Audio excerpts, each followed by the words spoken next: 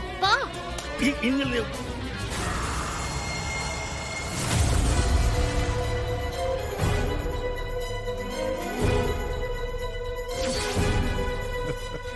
ஒளிஞ்சிருக்கியா நீ?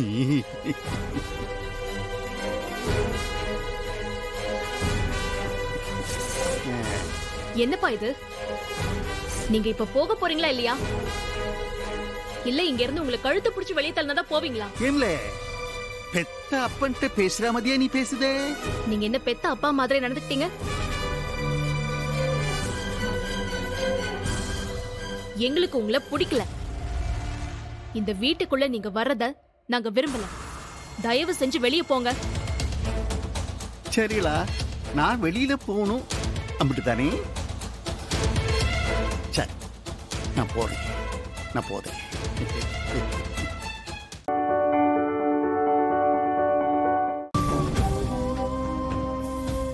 அம்மா, இது என்ன? எனக்கு புரியல. நீ கேட்ட உண்மை பாரதி. இந்த கவரை நீ திறந்து பார்த்தா உன்னால இந்த சேலஞ்ச வின் பண்ண முடியாது. அதனால நீ அது வரைக்கும் இதை ஓபன் பண்ணி பார்க்க கூடாது. அம்மா, நீங்க சொல்றது எனக்கு புரியுது. ஆனாலும் என்னால கேட்காம இருக்க முடியல.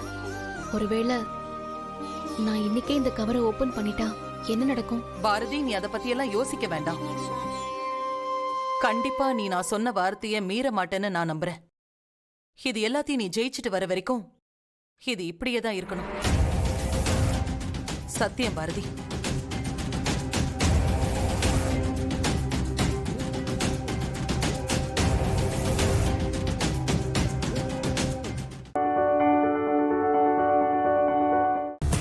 கார்த்தி, நீ அம்மாவை டிஸ்சார்ஜ் பண்ணி வீட்டுக்கு கூட்டு வந்தல, அப்ப கார்ல இந்த பேக் இருந்துச்சுடா.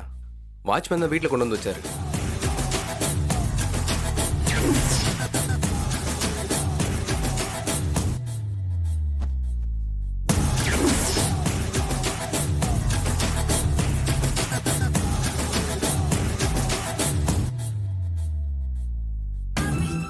ஏங்க, இதையெல்லாம் பாக்குறப்போ என்ன பரிகார பூஜை பண்ண சொன்ன அந்த சாமியார் இருக்கார்ல, அவரோட தாடியும் மீசையும் கூட இதே மாதிரி தான் இருந்துச்சு.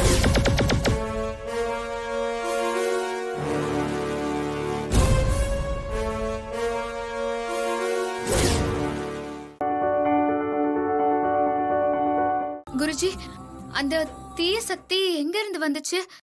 எப்படி வந்துச்சு? குழந்தைக்கு ஏதோ ஆபத்து இருக்கு. அதனாலதான் இப்படி விடாது கருப்பு மாதிரி சுத்தி சுத்தி வருது. குழந்தைக்கு ஏதாவது ஆகணும்னு யாரோ தீய சக்தியை ஏவி விட்டுருக்காங்க.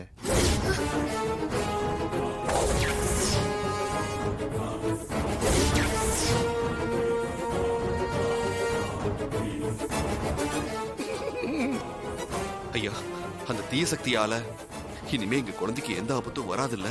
கவலைப்படாதீங்க. இது அம்மனுக்கு ஆடி மாசம் கோவில்ல சிறப்பு அபிஷேகம் பண்ண தீர்த்தம் என்கிட்ட இருக்கு. இந்த தீர்த்தத்தை வீட்டுல வச்சிருந்து வீடு முழுக்க தெளிச்சிட்டு வந்தா எந்த ஆபத்தும் வராது.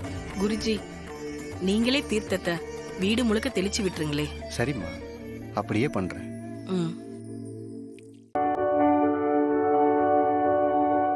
எங்க குடும்ப வழக்கப்படி உங்க பொண்ணுக்கு நாங்க இந்த புடவையை வச்சு கொடுக்கிறோம். தாராளமா கொடுங்க.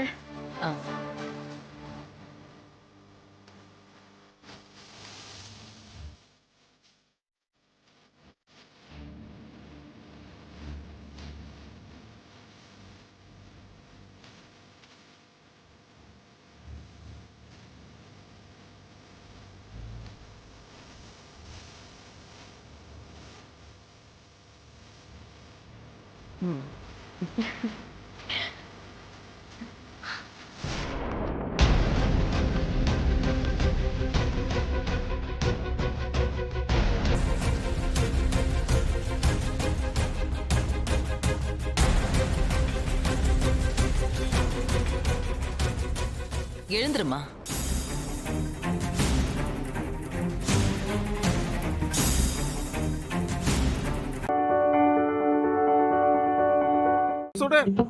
எதுக்கு இப்ப இப்படி ஆடுற? கொஞ்சம் நார்மலா இருக்கு கொஞ்ச நேரம். நான் எங்க சார் ஆடுறேன்? நீங்க தான் குடிகார மாதிரி ஆடிக்கிட்டே இருக்கீங்க. எனக்கு தலை சுத்துற மாதிரி இருக்கு. ஏய். பாருங்க சார், பூமி எவ்வளோ ஸ்பீடா சுத்துதுன்னு. ஏய் ஏய் சுடர். அண்ணலும் நோக்கினான், அவளும் நோக்கினான். கடைக்கண்ணாலே ரசித்தேனே கவின் போவே கண்ணாளா. இப்ப என்ன தப்பு நடக்குதுங்க? கொலையா நடக்குது. டவுரி வாங்குறது நீங்க சொல்ற மாதிரி தான்.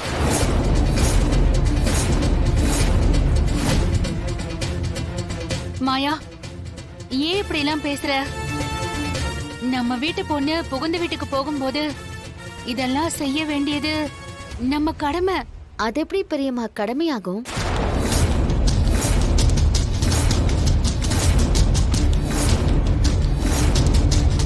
நம்ம வீட்டு பொண்ணோட வேல்யூ இவ்வளவுதானே, நாமளே ஒரு பிரைஸ் டாக் போடுற மாதிரி இல்லையா இது?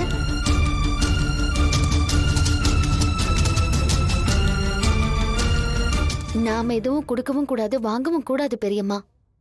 அத சொல்ல நீ யாரு?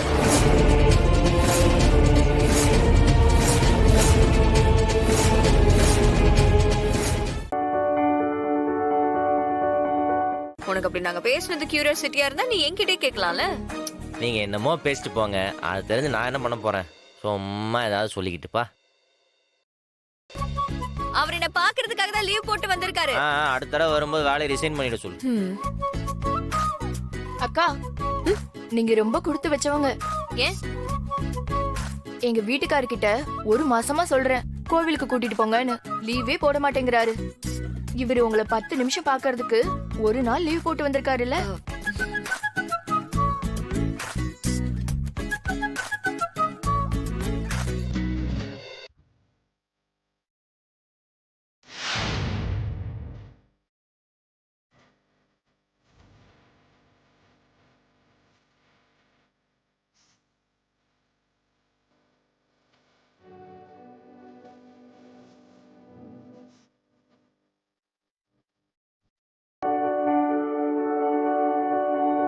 கொஞ்சம் வர்க்கிங் டைம்ல பிஸியா இருக்கேன்.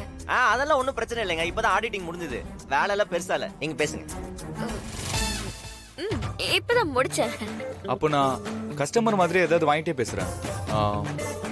எக்ஸ்கியூஸ் மீ, டி-ஷர்ட் எடுத்துட்டு வாங்க. Gents section 2nd floor sir. மேலையா? அட என்ன பேசிட்டு இருக்க? அவர் வீராவை கட்டிக்க போற மாப்பிள்ள, அப்பெல்லாம் சொல்லக்கூடாது. நீங்க இருங்க சார், நான் எடுத்து வந்தேன். இருங்க. நில்லு அதெல்லாம் வேண்டாம். நீங்க வாங்க, நம்ம போலாம்.